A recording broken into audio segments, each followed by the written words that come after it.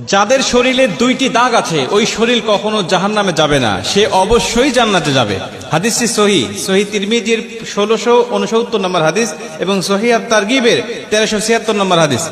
হযরত আবু উমামা রাদিয়াল্লাহু তাআলা আনহু হাদিসটা বর্ণনা করেছেন। রাসূল সাল্লাল্লাহু আলাইহি ওয়াসাল্লাম বলেন, যাদের শরীরে দুইটা দাগ আছে এবং যাদের শরীর থেকে 2 ফোঁটা তরল পদার্থ নির্গত হয় ওই শরীর কখনো জাহান্নামে যাবে না, সে অবশ্যই জান্নাতে যাবে এবং আল্লাহ পাকের কাছে এই শরীরটা সবচেয়ে প্রিয় শরীর। প্রিয় ভাই, আপনি তো আপনার শরীরে অনেক দাগ লাগিয়েছেন, প্রেমিকার জন্য, তাকে পাওয়ার জন্য শরীর কেটে দাগ করেছেন, অ্যাসিড দিয়ে প্রেমিকার নাম লিখেছেন, বিভিন্ন ভাবে আপনার শরীরে দাগ লাগিয়েছেন, কিন্তু দেখেন আল্লাহকে খুশি করার জন্য এই দুইটা দাগ আপনার শরীরে কখনো লেগেছে কিনা, বা আল্লাহর প্রিয় বান্দা বান্দি হওয়ার জন্য এই দুইটি দাগ আপনার শরীরে লাগানোর প্রয়োজন আপনি মনে করেছেন কিনা। রাসূল সাল্লাল্লাহু আলাইহি ওয়াসাল্লাম বলেন, 1 নম্বর দাগ হলো যে ব্যক্তি জিহাদের ময়দানে আল্লাহকে খুশি করার জন্য, আল্লাহর দ্বীন কায়েম করার জন্য অথবা আল্লাহর সন্তুষ্টির জন্য যে ব্যক্তি বাতিলের মোকাবেলা করতে গিয়ে শত্রু পক্ষের আঘাতে তার শরীরে ছোট্ট একটা দাগও যদি বসে যায়, এই দাগটা কিয়ামতের ময়দানে সুপারিশ করে বা এই দাগটা থাকার কারণে কিয়ামতের ময়দানে আল্লাহ পাক তাকে জান্নাতে দিয়ে দিবে। প্রিয় ভাই, এজন্য আল্লাহ রাব্বুল আলামিনের জমিনে, আল্লাহর জমিনে আল্লাহর দ্বীনকে বাস্তবায়ন করার জন্য যাদের শরীরে দাগ লেগেছে, যাদের শরীরে কোনো চিহ্ন বসে গেছে, মনে করবেন যে আল্লাহ পাক আপনাকে জান্নাতি বলে মনোনীত করেছেন বিধায় এমন একটি দাগ আপনার শরীরে দিয়েছেন। নবীজি সাল্লাল্লাহু আলাইহি ওয়াসাল্লাম বলেন, 2 নম্বরে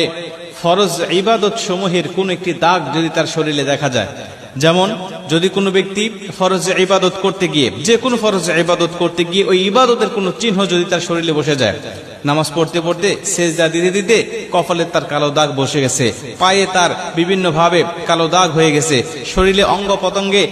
নামাজ পড়ার কারণে বা অন্য কোনো ফরজ ইবাদত করার কারণে কোনো না কোনো দাগ বা চিহ্ন তার শরীরে বসে গেছে, নবীজি বলছে এই দাগটা বসে যাওয়ার কারণে মন খারাপ নয়, কষ্ট নয়, বরং তুমি খুশি হয়ে যাও যে আল্লাহ পাক তোমাকে জান্নাত দিবে বলে মনোনীত করেছে।